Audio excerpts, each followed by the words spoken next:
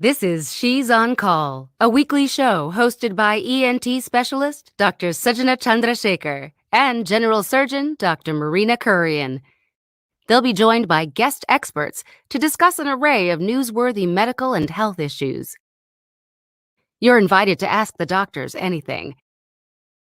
The physicians and their guests' views are their own and do not represent any institution. Please contact your doctor for any personal questions.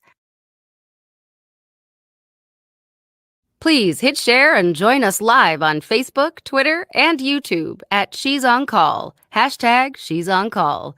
Please welcome our hosts. Hello, I'm Dr. Sujana Chandrasekhar. I'm an ear, nose, and throat surgeon practicing in Midtown, New York City and Wayne, New Jersey with ENT and Allergy Associates. I'm Marina Kurian. I'm a general surgeon, and they do a fair amount of weight loss surgery and weight loss counseling in New York City. You're always trying to throw me off. I always don't gamely play, but it's cool. I'm into it now. I wake up at 4 o'clock, imagine what I'm going to introduce myself as, and then I go back to sleep. And this is for show number 30, you guys. We have been, She's on Call. This is show number 30. We're so proud of all of our previous episodes. We've had wonderful guests on. And this episode, we're going to take it back to the roots, I think, a little bit in terms of we're so out of touch with med school. The Sujana had this great idea. We need to get medical students on. We need to let everybody know what's happening.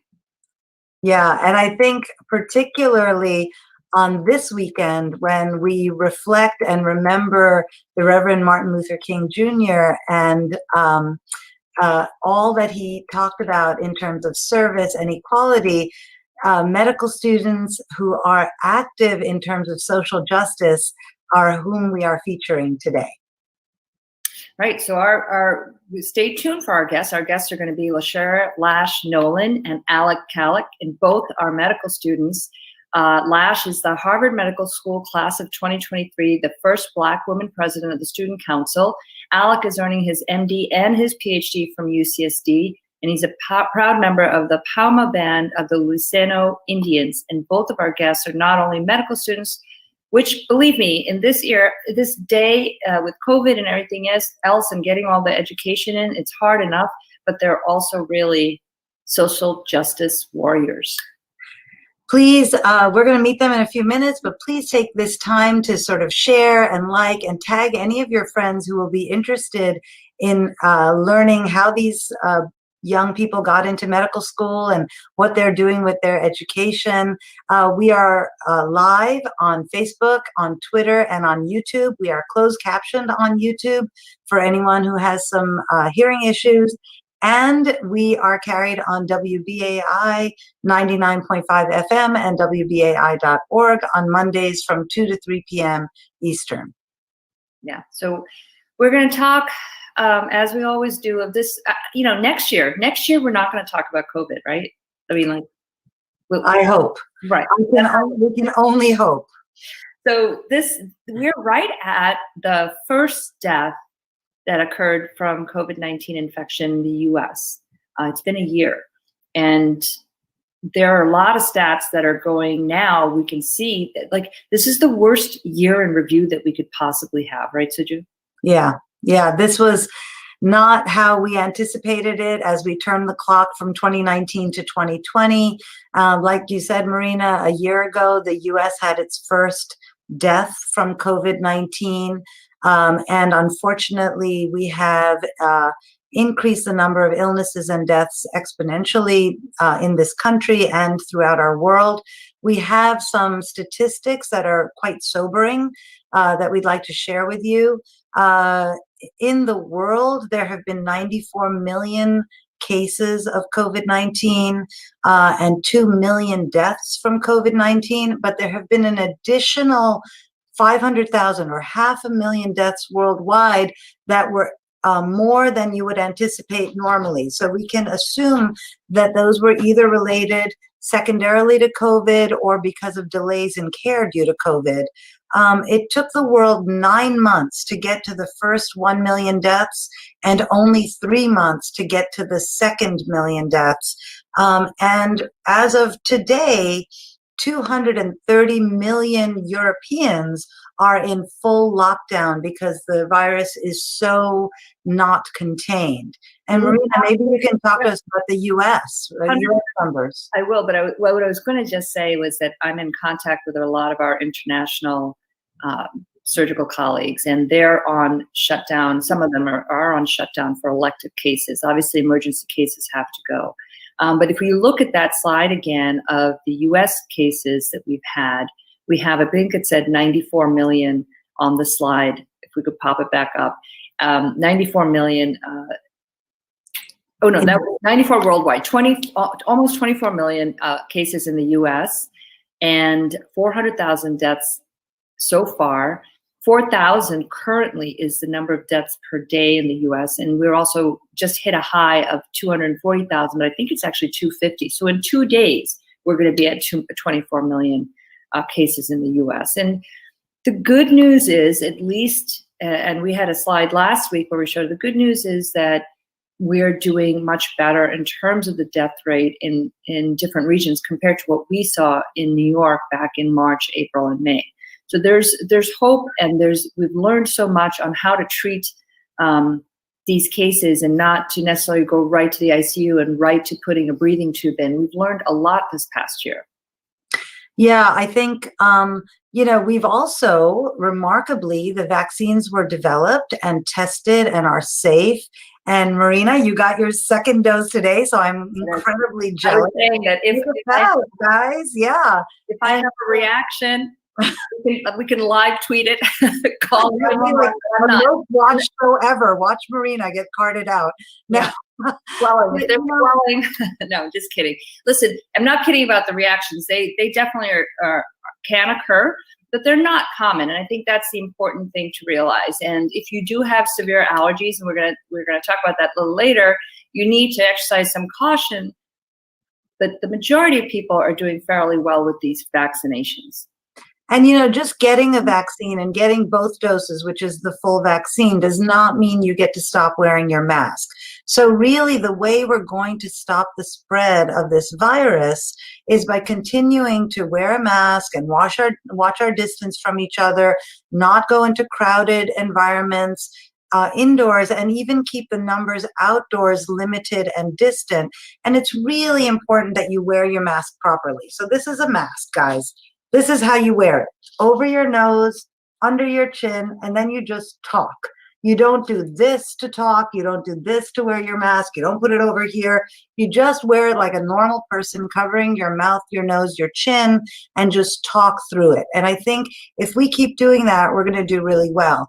We did want to just review with you guys the symptoms to look for in COVID, because it is still quite rampant throughout. So you're going to look for these symptoms as if you experience any of these, please notify your healthcare provider. So cough, fever, chills, muscle pains, headaches, shortness of breath, or difficulty breathing, like if you're on a Zoom call and you really can't get the paragraph out, if you have a sore throat, if you're fatigued, and very particularly the new loss of sense of smell or taste is very particular to COVID. So some of these symptoms can mimic a cold or a flu. No one's getting a diagnosis of COVID without a nasal swab, a PCR swab to prove it. But especially if you have all these symptoms and that loss of smell or taste, really be aware that this may be the problem. The other thing quickly was the flu, right? We have not heard a lot about the flu. What's the good news in this horrible pandemic is that if you wear a mask and you don't go out when you're sick and you're, not sneezing and hacking over everything, that you can actually prevent the flu. So what we have seen is that flu numbers are very, very low this year, like almost, I don't want to say it's zero because somebody will have the flu, but we're not seeing 40,000 to 80,000 deaths from the flu worldwide this year. And it has a tremendous amount to do with this social distancing, wearing the mask, washing your hands, and really most important, not going out when you're sick, which is hard. Like, I'm a professional, and sometimes I'm like, do I have a fever? It's kind of low grade. I think I can still go in today. You know, we push ourselves, and what this pandemic has shown us is don't push yourself, because you can actually hurt other people. Yeah, I think we've learned a lot this past year, and I think that's really the lesson to take home. We want to bring on our guests, so let's remind you guys we're live on Twitter, on YouTube, and on Facebook. We are carried on WBAI 99.5 FM and WBAI.org on Monday afternoons. And we are so happy to introduce our two guests today. They are medical students who are leaders and activists. They are living the words of Reverend Martin Luther King, that the arc of the moral universe is long, but it bends towards justice. Our guests today are Lash Nolan from Harvard Medical School in Boston, and Alec Calac from University of California, San Diego Medical School. As Marina said, Lash is the Student Council President of the class of 2023, the first African-American woman to have reached that position. Alec is an MD, PhD, double doctoral candidate in global health, and is a proud member of the Palma Band of Luiseno Indians. Welcome, Lash and Alec. Good morning. Good morning. Thank you guys for joining us, especially Alec. It's kind of earlier for you, but you're a medical student. You're probably not sleeping in all that often. Oh, not these days. And my roommate is currently on surgery, so I'm waking up at 4:30. Oh God, yeah. Those we virtual rounds would be better, but that's not happening. Surgery. So Lash, welcome as well. Tell us what's going on out in Boston. Yeah, thank you so much for having me. This is an honor. I'm so excited to be joined by Alec.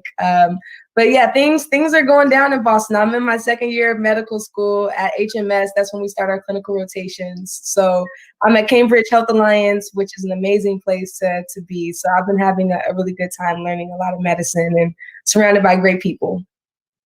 So both of you as second years, you're just starting your rotations, and during the year last year in 2020, were you guys pulled at all or deployed at all? Because there was some talk about doing that at the different medical centers. So I was studying for step one. So I was pretty much locked in my room preparing for the tests. But our third year and fourth year clinical students were pulled for about 2 months before we implemented the correct procedures to have students return to the clinic. And I think I was really, really excited to see the energy that went into redesigning clerkships in a way that was safe, as well as ensuring that medical students are really an essential part of the team. And that really came across from our leadership. So students really recognize that they could still be doing something from home. And they made sure to, do virtual rounds, do discharge summaries from home. So they made sure that they were still, contributing in this, wild time for everyone. So, it's pretty hard to get into medical school. Only about 40%, 35 to 40% of people who apply to medical school or osteopathic school, which both ends up being a doctor, actually get in. And I'm wondering if you can talk to us about your journey. There's a lot of words of welcome and support coming in from Memphis, from Puerto Rico, from Washington, D.C.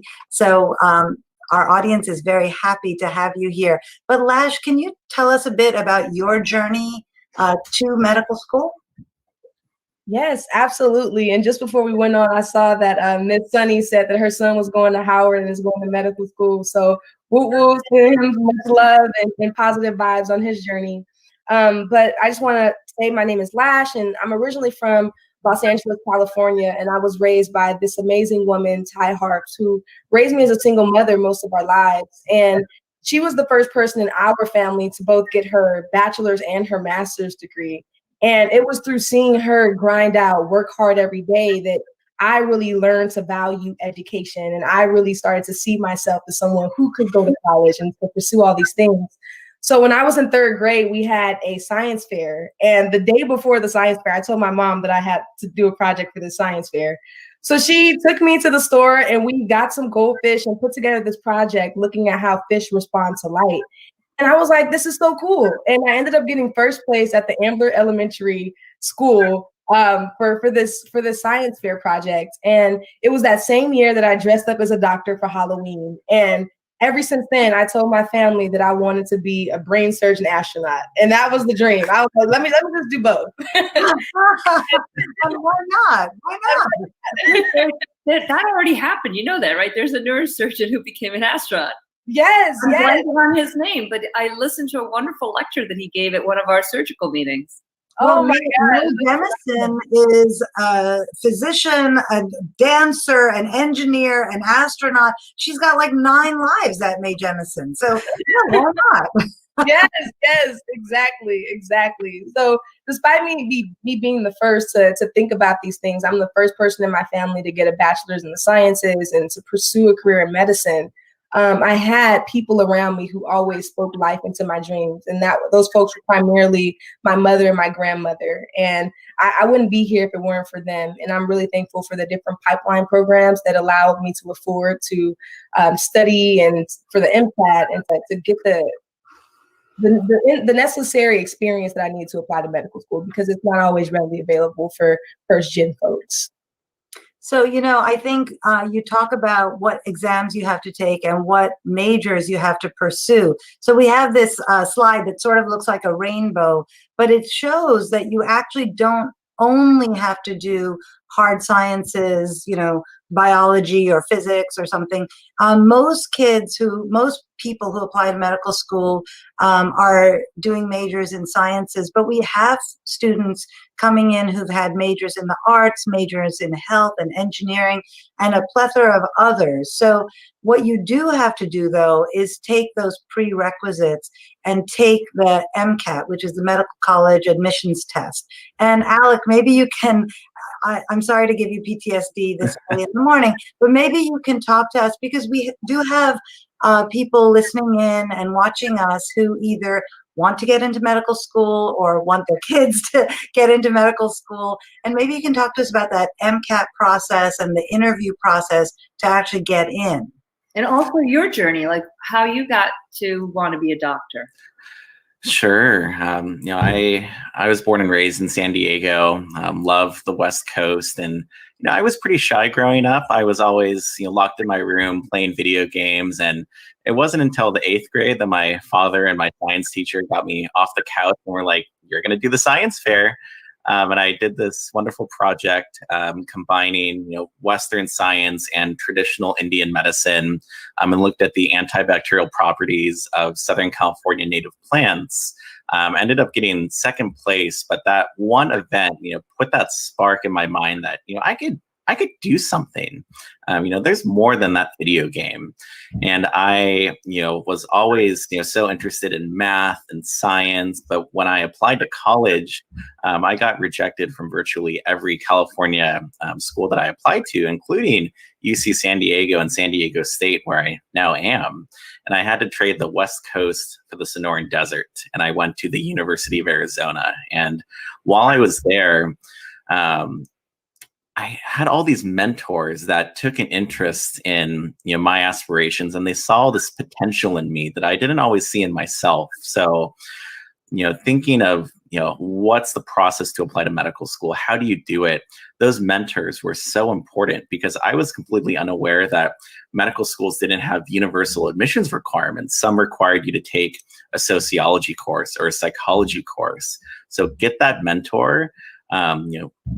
The interview process, you need to practice. I barely practiced for my interviews, and kind of my real interview was my first time for many schools. But I'm so happy to end up at UC San Diego. I'm in San Diego State, and now they're stuck with me for 8 years. So it worked out at the end. That's really, it's interesting. Why I want to go back to something you said. Why do you feel that you didn't get to any of the University of California system? By the way, University of Arizona, great school also. It's wonderful. Bear down. I'm To this day, I'm not too sure. But what I do know is that the University of California is a land grant institution, which means that the president gave thousands of acres of land expropriated from Indian people to establish universities for the purpose of agriculture. And the UC system is built on my people's land, and it's built on the land of hundreds of California tribes. And those students aren't represented in the UC system because it is so selective. So you see students that have to leave where they're from, and for a Native person, they have to leave where their community is in order to attend higher education.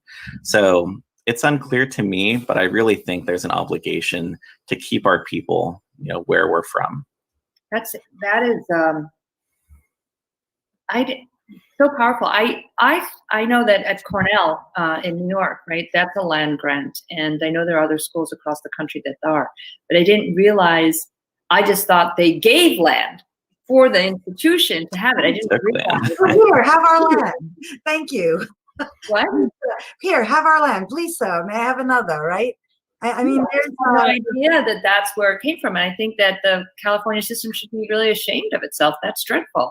Now in Arizona, there are a lot of tribes as well. And I think I've been very close to one of the reservations. I kind of took a wrong turn and drove in a little bit, and I was like, that's how it works. I took and it was not that far outside of Phoenix when that occurred. So is there more support, do you think, in Arizona for Native Americans?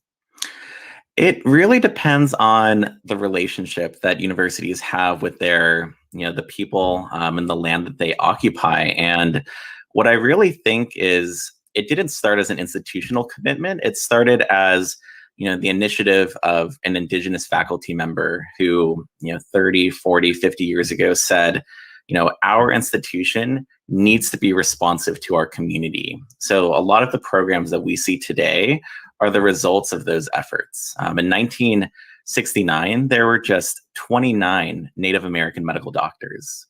And that, has grown exponentially. But, I think it's really, we have to thank the previous generation for ensuring, these programs exist, especially for Native Americans going into medicine. We have a slide that we'd like to show, kind of gives us the breakdown of what's happening, in med schools, somewhat as a representation of what's happening in our ethnic mix in the US. So if we can pop up that slide, and you can see what our population is, and see that about 63% of medical students are white. It's very similar to the US population. But where we see the decreases are in the African American community, the Latin community, and Native American and Alaskan Native, versus we see here that it's the population is 5% Asian, but when you look at med schools, it's about 14% Asian. So there's, I guess, the Asian population a little overrepresented in the med school distribution. But, and I don't know if you can see it, but there's actually a gray line for American Indian and Native Alaskan, and it's just about at the 0 mark. So I think this is where the underrepresentation of very important people in our country, in our medical school pipeline, so to speak, is highlighted. Lash, you talked about you wrote a single author piece in the New England Journal of Medicine last year, which made me crazy because, oh my God, how many of us old people wish we had done this, right? But it's a really big deal. But you talked about how medical education is missing the bullseye. So what do you mean by that? Yeah. Well, first, I just want to say thank you for the wisdom that Alec just dropped, because I think that that's something that I'm also continuing to learn about, is just this consistent erasure of Indigenous peoples. And I think it's something that we need to continue to keep at the forefront of our conversations. And I think that that's definitely part of the reason why I wrote this piece, How Medical Education is Missing the Bullseye, because in my first year of medical school, as we were learning medicine, I realized that the representation of people that looked like me and people who really uplifted me, I said earlier that I wouldn't be here if it weren't for my community. They weren't being represented in the educational material that we were being taught. So number one, when we were learning how to do CPR, all of the bodies were white male bodied. When we were learning anatomy, all of the skin was represented as white in the Netter's textbooks that we were using. And then when we were in class learning about the spirochete, Borrelia burgdorferi, that causes Lyme disease, and we learned about stage 1 and how you can get this rash called erythema migrans, a classmate of mine raised his hand and said, hey, how would I recognize this rash in someone who had skin like mine? And he was a Black man, and the professor really failed to give him an adequate answer and said, hey, you know, it might look more purple, it's difficult to notice at times, and that was the end of the conversation. And then upon doing further research, I tweeted about it, people were really fired up, and they also agreed. I realized that there weren't a lot of representation of the rash, erythema migrans, on Black skin on social media, on Google, or really in our educational material. And that's what really prompted me to write this piece, because after I did more research, I learned that Black folks are more likely to present with later stage Lyme disease. And part of that is because we're not taught to recognize this key in stage 1 that can happen about 40% of patients. So I think that was just reflective of the way that we were being presented statistics and how we never get context about why Black folks, Indigenous people have disproportionate amounts of diabetes, hypertension, and chronic diseases, which are often a manifestation of racism. And I think that that's how we're missing the bullseye. We're not giving folks the context that they need to understand these statistics. Neither are we giving the representation that folks need so that they can go out and serve a diverse patient population. You know, after I read your piece, I went back because you did a play on words. A bullseye rash is the typical rash seen with early Lyme disease, right? And I went back, and there's a couple of publications out there looking at the way different skin diseases are manifest in non-Caucasian skin. We did talk with Dr. Doris Day and Dr. Valerie Fitzhugh on this show about the differences in presentation in skin of different color of everything. Vitiligo, you know, white spots look really different on Black skin than on white skin, right? And on brown skin and yellow skin than on white skin. So you really propelled me to go forward with my continuing medical education in a avenue that I maybe had thought about and really maybe had not thought about. So I want to thank you for that. You know, you both are at white majority medical schools. You're at Harvard, Lash, and Alec, you're at UCSD and San Diego State. Sonny Slaughter's son is going to go to Howard, and we have actually the very first Native American medical school opened in 2020. So 2020 was not completely a bust. And it's part of the Cherokee Nation, and it opened at Oklahoma State University. And we have 4 HBCUs, historically Black college and university medical schools: Howard, Charles Drew in Howard's in Washington, D.C., Charles Drew in L.A., Meharry, which is in Nashville, and Morehouse, which is in Atlanta. Can you talk to us about the importance of these medical schools and their existence? Sure. I look at the new Cherokee Nation Medical School and really ask myself, what does tribal sovereignty look like in healthcare? And that medical school is the prime example. The Cherokee Nation invested over $40 million on that campus, and it's not just training non-Native medical students who will go on and serve the needs of Native people. It's training Cherokee medical students to serve the Cherokee people. And that's, I think, what's missing in this conversation about workforce, the primary care shortage, where the Indian Health Service today has a physician vacancy rate that averages about 25%. And in the Midwest, that can be going up to 50% today. And that was pre-COVID. And we've only seen that exacerbated by our current public health crisis. So, you really have to train a workforce that is reflective of the population. And, to put it into context, in my case, at UC San Diego, I am the first California Indian to ever attend the medical school there, which means that in 52 years, a California Native person has never gone to medical school at UC San Diego. And that's not unique to my medical school. That's across the board. So we really have to think about who's here and who's not here. And I'm so happy that Lash also talked about, really contextualizing inequities, because I feel like we focus a lot on the what, but not the why. And that distinction is so important. It's shocking to me that, I'm glad you're the first, but it is also devastating that it's 2000, and so you started in 2018. Yes, 2018, and I'm not celebrating. No, celebrate yourself, frankly, because somebody's got to be the first, and the first opens the door to the second, the third, the fourth, the 20th, right? So celebrate yourself, because these are really important accomplishments.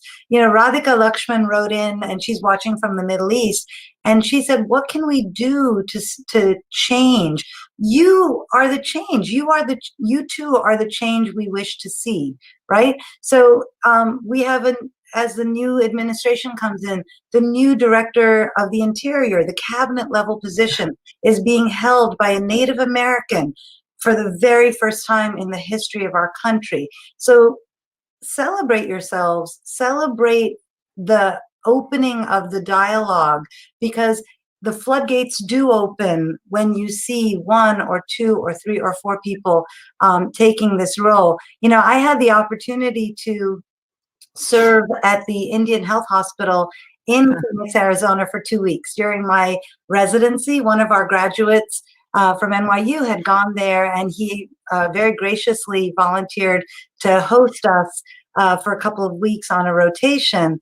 And not only did I deliver care in Phoenix, but we got into little tiny planes and we flew out like to the northern rim of the Grand Canyon, to these very remote tribal areas to deliver much needed health care, in a big production to get it there. And I'm saying that because as we talk about this vaccine rollout, there is a story that just came out. There are 65 remote Alaskan Native elders who got their COVID vaccines from an all-woman team that went by car and by plane and by snowmobile to deliver the vaccines to each of these 65 people in these remote areas in Alaska. And I want to say that's the, Dr. Katrina Bengard was the physician on this all-woman team, which included nurses. And I think that this is the change, again, that we want to see. It truly is. I want to say that, while it is a devastation, and you said you weren't celebrating, I think we have to look at it as the future is going to be brighter because of it. And I also really applaud both of you for not just going in quietly and not make a fuss. Like, when I was growing up here, I got here in 1970. Don't anybody do any math, but I wasn't born there. Okay, so I'm just saying. That my mom was always so big on, we have to be an ambassador for our people. So don't be too loud. Don't be this. Don't do different things. And I was like, okay, well, ambassador for your people doesn't have to mean lay low. And I think it's wonderful that the two of you speak your truth, your voice, and you're loaning that to so many people to help understand what is going on. And I really applaud both of you for that. Yeah. I'm so excited. First I was like, oh, the medical students are coming on. Then I was like, you know what? It's going to be so awesome because you guys are our future. And truly our future is really bright. Like I love our medical students. I love the perspectives. You bring, as you said, it's such a critical part of our team. You guys bring a lot more to the table while we're trying to teach you. And I'm always like, ask me questions. What do you want to hear? But, don't think we're not learning. We're always ever learners in medicine, and we're picking up a lot of stuff from you guys as well. Yeah, thank you so much for that. And I just want to echo what Alec is really saying about being the first. And I think that oftentimes, even as I was the first Black woman to be class president at HMS, I I think the reason why we're hesitant to just celebrate it is because it's like, look how long it took for us to get here. And even my being here doesn't remove the systemic barriers that make it challenging for there to be another Black woman in my same leadership position. And I think that sometimes when one individual from a community progresses, folks think that, oh, well, look, our work is done. For example, when Barack Obama became our first Black president of the United States, still under his presidency, there were a great amount of Black men who were disproportionately incarcerated. And we saw, really challenging immigration and a devastating impact on our neighbors. So I think that those are things that we always have to take into consideration, is that even as we progress in leadership positions, we still have to make sure that we put the responsibility in the system and say that y'all need to do the work to make sure that the barriers are moved so that this can happen and it's no longer the exception but the norm. So AJ Nathan, who is a medical student at Boston University, so maybe you guys can meet for coffee in a masked arena. He is asking, can you speak to some of the challenges and successes you've had getting anti-racism initiatives off the ground at your institution, Lash? And then we'll ask the same question of Alec. Yeah, Ajay, I think that's an amazing and an important question. And I think the major challenge at first was for getting people on the same idea that racism is in fact a public health concern, that racism is something that impacts our communities, our patients, our students, our faculty. And I think that now that racism isn't this taboo subject, we're actually starting to have the conversation, and it's a mandatory conversation. It's not lunch talks with pizza where all the Black students are together talking about how their institutions are racist and how we need to change things. It's people who are in high places who are having conversations. But I think our greatest challenge moving forward is going to be, now that racism and talking about anti-racism is the status quo, how do we make it so that people just aren't able to say we stand against racism and plaster that on the outside of their hospital, or to come out with these policies and statements saying that they want to be anti-racist, but how do we hold those individuals accountable? How do we think about who has access to our hospitals? If you're going to say you're anti-racist, but you're not allowing folks who have Medicaid to come into your hospital, and you're actively contributing to the segregation of your communities, I think that those are things that we really have to talk about. How do we take this momentum and translate it into actual change and things that aren't just going to make our institutions look good, and to make sure that they're just not giving us lip service? And I think that that's going to be the greatest challenge that we're going to face moving forward with this movement. Alec, what do you think? No, that's a really great question, Ajay. I think, at the heart of anti-racism is that you can't just denounce racism. You have to be anti-racist. And when I got to my institution, and I think Lash would agree with her as well, we brought our whole selves to the medical school. We brought our community with us. And when we're not seeing resources and support allocated to these needs, we're going to say something. We're going to tweet something. We're going to write something. And in my case, I'm going to go to tribal governments and get something done. When I got here in 2018, I was the only American Indian medical student in my class of 134. The following year, there was not a single tribal member in the class. The year after, there were 5 American Indian medical students, a 5-fold increase. And that's because I was loud and I brought attention to this issue. And when I look at U.S. medical schools, 11% of U.S. MD granting institutions teach something about Native American health, which means that the majority do not. And you really have to be intentional, and you have to shine a light on the ongoing, the legacy and the ongoing impact of colonization on American Indian and Alaska Native people. Otherwise, you're not a healthcare professional who is fit to serve Indian country. So I'm very happy to say that this fall we're launching an American Indian and Alaska Native Health academic concentration, which is an idea that I had just 1 year ago. And this fall, we're going to launch it as a fully fledged academic program. So, I always like to say that advocacy means, to change what is into what should be. Alec, that was both of you had beautiful, really complete responses. And I was sitting here stunned, and thankfully Sujana was like, Alec, what about you? Because I was just like, wait.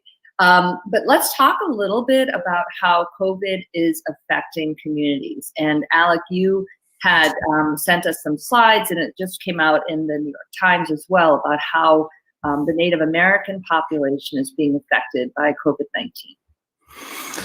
No, the devastation has really been, outsized. Our elders are our most precious resource, a source of knowledge, a connection to, our ways of knowing. And a lot of the history of our people is oral. It's not written down.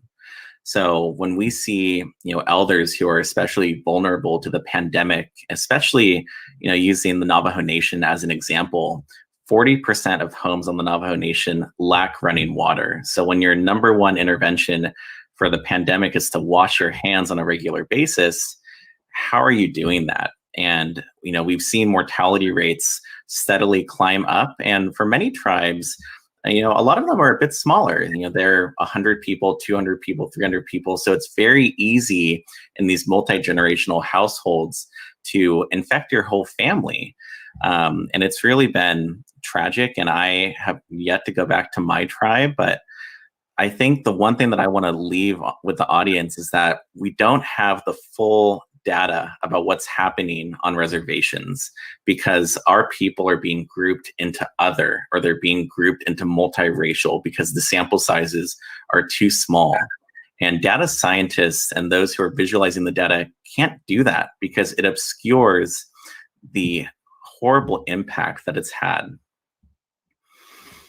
That graph that you had alerted us to shows us that the people being hit the hardest in terms of deaths from COVID are in fact the Black community and the Native American community. And you're absolutely right. Lumping people into a category of other or multiracial does not allow us to intervene to help identify the difficulties of care for these people. When we have two vaccines that both need really cold freezers to maintain, and you're trying to get them to tribal lands where there's no running water or electricity, this is where there are so many challenges that come into play. We've talked a bit about social justice advocacy. Lash, you ran a virtual session this past week on social justice advocacy, and there was a Medscape survey that shows that 88% of medical students felt that they needed more education in social justice advocacy. As Alec said, there's only 11% of medical schools have anything to do with Native American health education. So can you talk to us about what this means and how it's implemented, Lash? Yeah, I think that this has very real implications for the quality of care that our communities receive. Because, as Alex so brilliantly described, we've seen these inequities play out during COVID-19 that have disproportionately impacted Indigenous peoples and Black folks. And I already kind of predicted that at some point I will be in a lecture hall and we will be talking about COVID, and they would show us that exact graph. And they would show that our communities have been disproportionately impacted, but we will have no understanding of how we got to this point. We'll have no understanding about why is it that we're more likely to live in intergenerational housing, an understanding of how these folks are most likely to be essential workers on the front lines, the importance of understanding racial capitalism and how we've essentially, or our government has decided that they are going to prioritize profits over people, and how that's then going to spill over into why people do not trust the government, why they're more resistant to getting the vaccine. Because when you've been through an entire pandemic and our government, our leaders have shown that your life does not in fact matter, why is it that you're going to trust them to take a vaccine? And I think that those are the conversations that we aren't having, especially when it comes around vaccine hesitancy. And I think that those are the conversations that medical students and future physicians and healthcare professionals generally must be able to have, because you have to understand the context behind these numbers and these statistics. And the fact that we have so many students who are hungry for this information, and right now these courses and information is only being taught as something that is, it's not mandatory, it's something that's optional. That absolutely has to change. We have to make sure that we're talking about racism, the history of colonization in this country as vital parts of our medical education, because it's going to relate directly to how we provide care for these individuals. You know, Banam just wrote in that he or she is going to share this with their friends. And so many people have been writing in that you two are the best guests we've had on, which, you know, I don't want to diss our other guests, but our other guests are really good. It's so eye-opening, amazing. Very eye-opening, and your advocacy and that passion. We all have passion, like, you know, but what passion I've left, you know, in this old body, but I'm very passionate about what I do and how I can take care of people and improve their health. But you guys are really not just talking about communities, but you're really talking about broad segments of our country that your advocacy is going to help, and your Twitter, your tweets are going to make notice for the rest of the country and the people that need to see it. And I'm just, you know, like, stunned by you two. You're really just completely amazing. And I look forward to what you guys are going to do in the future, and because it's just starting. But, you know, without this platform that you've already created to speak about these issues, you know, so many of our viewers and even I am just still stunned by the fact that UCSD never had a Native American, you know, these things that I don't think about, and it's just stunning. So I appreciate you guys coming on, and it's not over yet. We still have more things to talk to you about. You know, you guys are just so amazing. You know, let's talk a little bit about why people might not go into med school, right? Like, there's graduate student debt.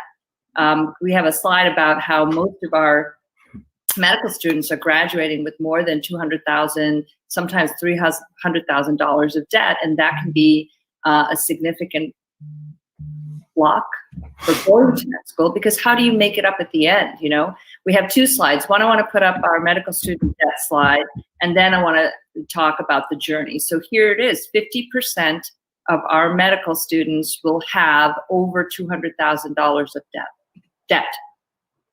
And that's dramatic. That's crazy.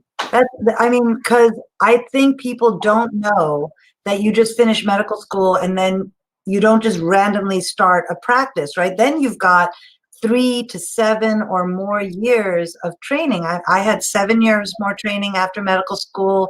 I think, Marina, you had 7 or 8 years more training after medical school before you start earning. And I mean, you earn something in residency, but it doesn't pay back $300,000 worth of debt. And then there's a slide that's a graphic from a place I think that helps you get to medical school. But it shows this sort of long and winding road from wanting to get into medical school to becoming a full-fledged doctor. So maybe, Alec, do you mind just explaining for us what are the step tests, and then what happens when you determine what you want your specialty to be?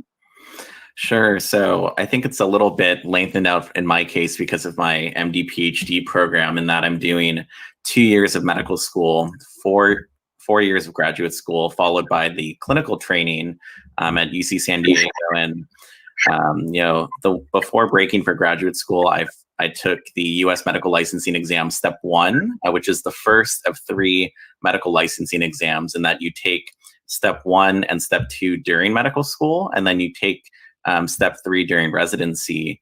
And I think I have to tell you, step 3 is awesome because it's a day off from your internship. It is the most chill out day of your whole internship. No, you get to sit in a room and take a test. That was back then, dude. It might not be that way now.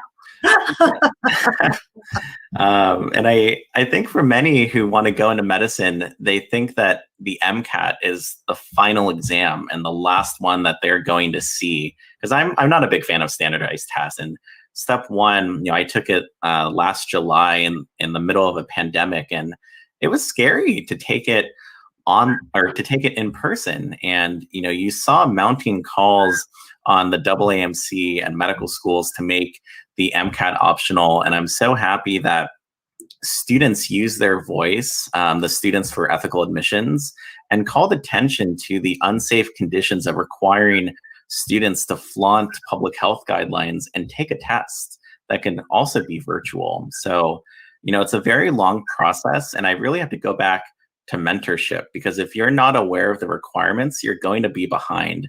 And that really should not be the case, especially for our minoritized students.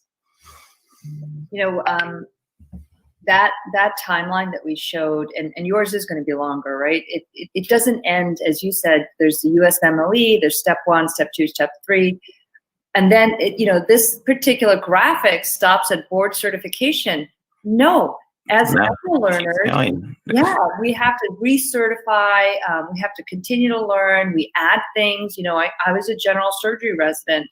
Reason my training took so long is, you know, I did a little sidetrack. I did some molecular biology research. I wanted to be a pediatric surgeon. I ended up doing advanced laparoscopy, and now I do primarily weight loss, but I do all minimally invasive. But I've learned to do other things. I've increased what I can do with endoscopic techniques. I've changed. I've learned some ultrasound. Like you're constantly sort of growing and honing your craft, and it's never over, which shouldn't defeat anybody, because it just means, you know, hey, we're still learning, and we have to move with the times. And this is something I want to bring up, though, because my segue is move with the times. Sujana found this ACGME graphic on residencies and who drops out of a residency, right? You guys are in med school, and now you're going to go to a residency. And if we can pop up this graphic, they're not dropping out; they're being asked to leave, which broke my heart. This graphic broke my heart. I asked her, I'm like, "Where did you find this? Like, I've never seen it." So we're going to put up the slide, looking at pipeline programs, residency programs, and who was in it. So all smart people to get into all these tracks, and then you can see how, based on the ethnic profile, et cetera, how these programs did in terms of keeping their recruits. Because we always have some dropout. And I always thought it was dropout, but this is dismissed by specialty, which I didn't catch the first time, but it's horrible. And if you see that, you'll see that in particular, I mean, I'm calling out the orthopods, okay? This is a horrific, every single one of these is horrific, but the mere fact that this is out there in orthopedics has 31-fold dismissal of Black residents over white, and almost 15-fold of Latin over white. Is just a horrific, it's really a tragedy. And I'm appalled. I'm appalled by general surgery as well. It's 6-fold more Black than white. And, you know, I don't see that. Actually, I'm at NYU. You guys have all your fleeces on. I had to take it off because of hot flash, which nobody wants to hear about, but I was wearing my NYU Langone Health, okay? I'll tell both of you. This is really why we go to medical school, y'all. That's really why. But at NYU Langone, I know for a fact, and especially in the Department of Surgery, thanks to the leadership of Dr. Leon Pachter and now Dr. Montgomery, we are extremely supportive of all of our residents. We have an incredible diversity of both faculty and our resident pool, and I couldn't be happier. We had 1 year, we had all 8 of our chiefs. Well, one of our chiefs was going into cardiac, so he had done 3 years gen surge and then another 3 cardiac. So, but other than that, the 8 chief residents in general surgery were all women. And we've been asked, each one of us, you know, if we see a resident in trouble or someone who's not doing so well, we actually, you know, are asked by our chairman to kind of go and talk to them and create like that mentor-mentee bond to support them. Seeing those numbers, I couldn't have imagined it. Even I trained at Albany Med. We were supportive. I mean, hey, I got through, you know. Well, you know, I'll tell you, it's funny. Dr. Pachter, who we used to call Darth Vader because he was just tall and scary and the kindest man you ever met. He was in charge of the ER when I was a resident at NYU, and the general surgeon in charge of the ER. And he was one of the many people who do in fact mentor and sponsor and see you for you and not your skin color or your gender or your sexual orientation or whatever. But unfortunately, these numbers are accurate. And I think this is a failure not of the student and not of the resident, but of the trainers, of the faculty, to see that people have different communication styles, different learning styles, different bring different fields to importance in terms of how they interact with patients. I wonder, Lash, if you can talk to this in terms of the advocacy for non-majority residents and trainees.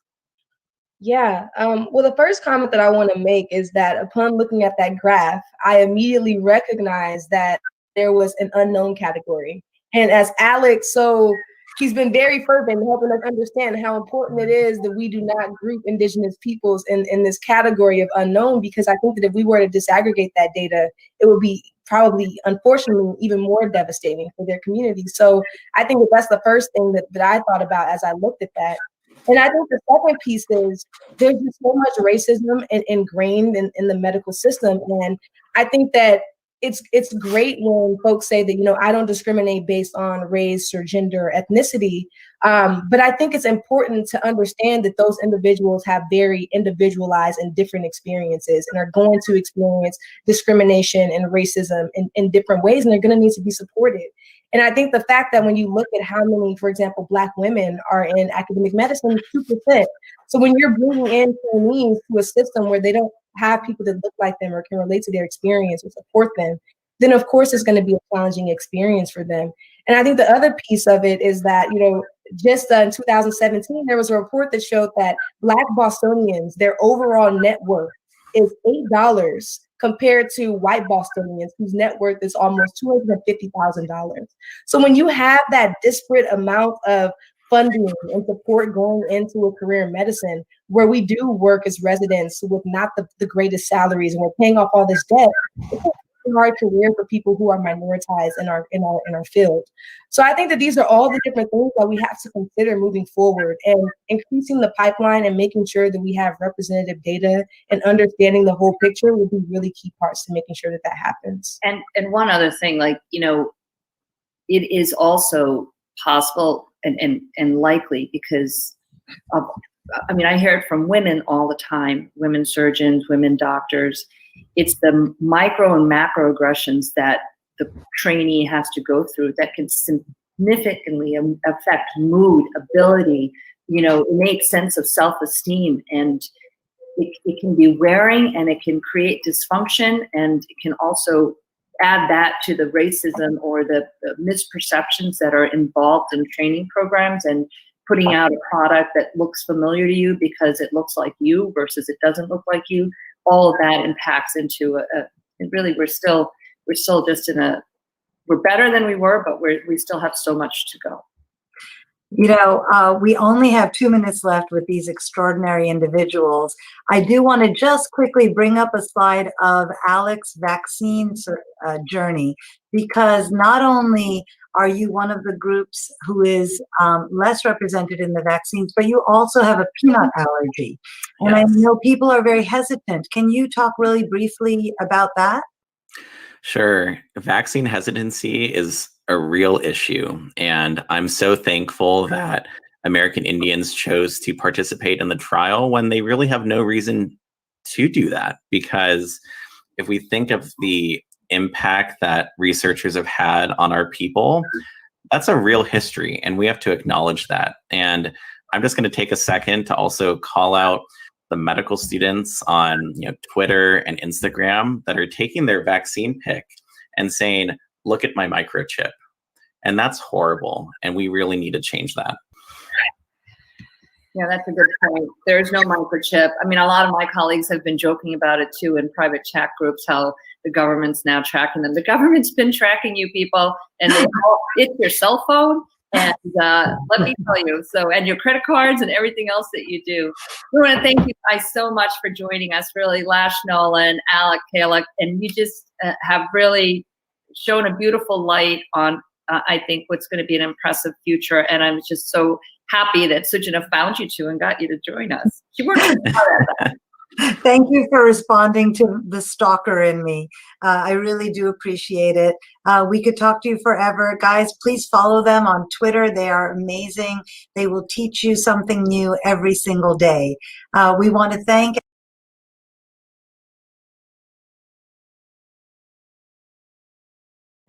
you guys. Thank you so much for joining us, both Lash Nolan, Alec Calac. You guys are just amazing. We do want to leave our viewers with 3 takeaways. So Alec, if you would, please leave us with some thoughts. Sure. Thank you so much for having us here today. For my 3 takeaways, find your people, find your purpose, and find your power. That's beautiful. Thank you, Alec. And Lash, can you leave us with 3 of your takeaways? Yes, snaps to that, Alec. So I think the first takeaway for our medical educators is to always make sure that you bring context with the statistics that you present, and always take opportunities to provide information for students to understand the things that they're learning about.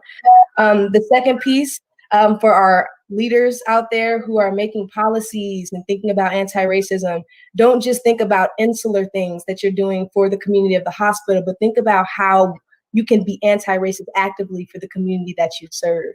And then for our allies, I think it's so important that you don't stop at reading how to be an anti-racist. You have to always constantly be thinking about this, and this is a lifelong's work. So the day that you stop thinking about how you might be contributing to the suffering of folks through racism, that means that the job isn't being done anymore. So it's a constant process that I hope that everyone will continue to engage in. And it was a pleasure to be with you all, and I hope that you found our conversation helpful. Thank you so much, Lash Nolan, Alec Calac. Thank you so much, and I'm looking forward to following your stars. You guys are our future for sure. Thank you again.